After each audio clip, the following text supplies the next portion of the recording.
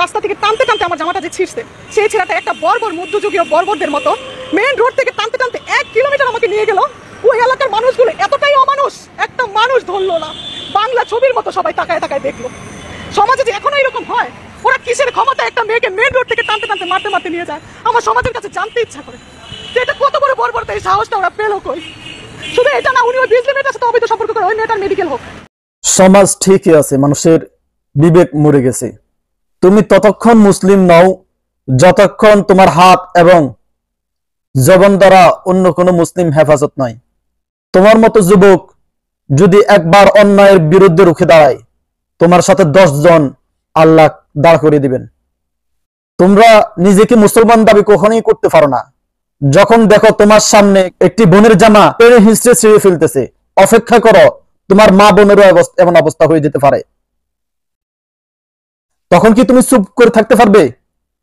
তোমার গায়ে আঘাত আসবে, সেই ভয়ে কি তুমি পালিয়ে যেতে পারবে?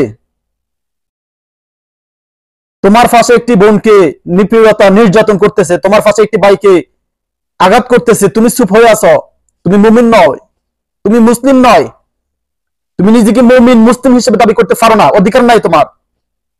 তুমি যদি মুমিন হও, মুসলিম হও, তোমার পাশে আরেকটি ভাই আরেকটি বোন জুলুমের শিকার, তুমি বাধা দিবে।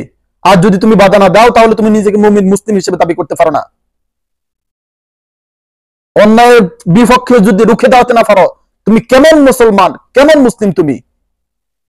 আজ অন্যায় অহরহ বেড়ে চলেছে। মানুষ তাকিয়ে দেখে থাকে, কিন্তু কেউ গিয়ে ধরে না, ভিডিও করে কেউ গিয়ে ধরে না, কেউ বাঁচায় না। নিজেকে কখনো মুসলমান দাবি করতে পারো না। মজলুমের উপরে যারা জুলুম করে, জালেমের উপর যদি তুমি রহম করো, তাহলে মজলুমের উপর জুলুম করার সমান। সুতরাং যদি নিজেকে মুসলিম মুমিন হিসেবে দাবি করতে চাও, তাহলে জুলুম দেখে, অন্যায় দেখে প্রতিবাদ করতে এগিয়ে যাও। Good bye.